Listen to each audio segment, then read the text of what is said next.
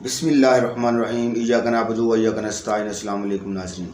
جناب، دعا زہرا کیس کے حوالے سے اگر ہم اس کو شروع دن سے اگر تھوڑا سا اس کا جائزہ لیں تو ہمیں یہ پتہ چلتا ہے کہ اس کیس میں شروع دن سے اتنے زیادہ جھوٹ بولے گئے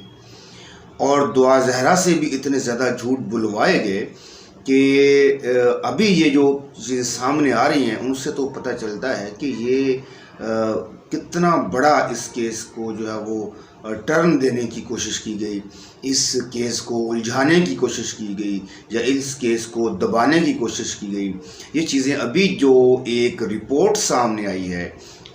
جو کہ دوسری انویسٹیگیشن رپورٹ ہے پولیس کی جانب سے، اس میں خطرناک قسم کے انکشافات کیے گئے ہیں، وہ بھی آپ کے سامنے رکھتے ہیں۔ لیکن اس سے پہلے جس نے ابھی تک چینل کو سبسکرائب نہیں کیا، چینل کو سبسکرائب کر لیں اور جو بیل کا آئیکن ہے اس کو بھی آپ پریس کر دیں۔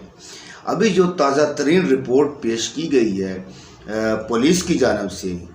اس میں یہ انکشاف کیا گیا ہے کہ 16 اپریل والے دن، جس دن دعا زہرا گھر سے گئی ہے، اس دن ظہیر اور شبیر یہ دونوں کراچی میں موجود تھے۔ دونوں کی سی ڈی آر رپورٹ کے مطابق جو ہے وہ یہ بات کنفرم ہو چکی ہے کہ دونوں جو ہے وہ اس دن کراچی کے اندر موجود تھے، اور یہ جو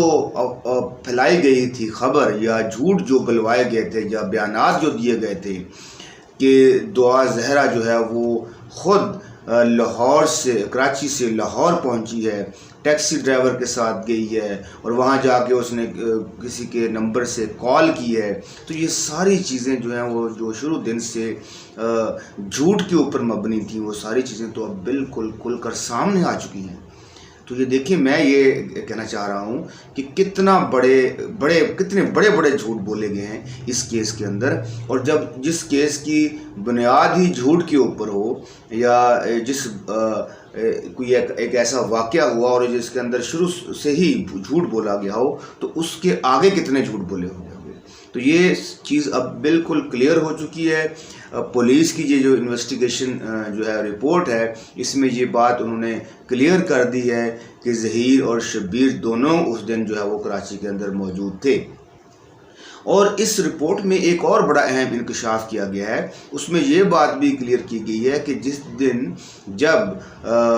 مغویہ کا یعنی دعا زہرا کا اغوا ہوا ہے یا وہ دعا زہرا گھر سے گئی ہے، اس دن کے بعد یا کچھ دیر کے بعد ظہیر کا جو فون نمبر ہے وہ بند کر دیا گیا تھا۔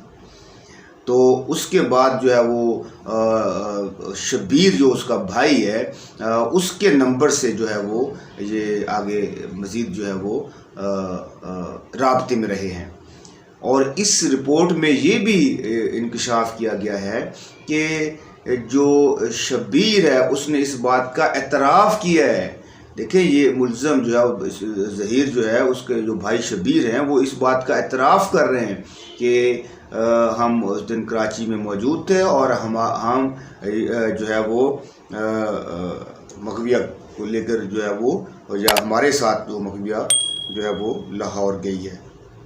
تو یہ دیکھیں، اب اس کیس کے حوالے سے اگر ہم بات کریں تو کس طرح سے جو ہے وہ لوگوں کو غلط انفارمیشن دی گئی اور جھوٹ کے اوپر مبنی انفارمیشن دی گئی، اور جس طرح وہ اداکارہ زنیرہ باجی جو ہیں وہ شروع دن سے فرماتی رہیں کہ نہیں جی وہ دعا تو خود کراچی سے لاہور آئی ہے۔ تو اب میں ان سے پوچھنا چاہتا ہوں، وہ تو یہ فرماتی تھی کہ وہ ان کو اس کیس کے بارے میں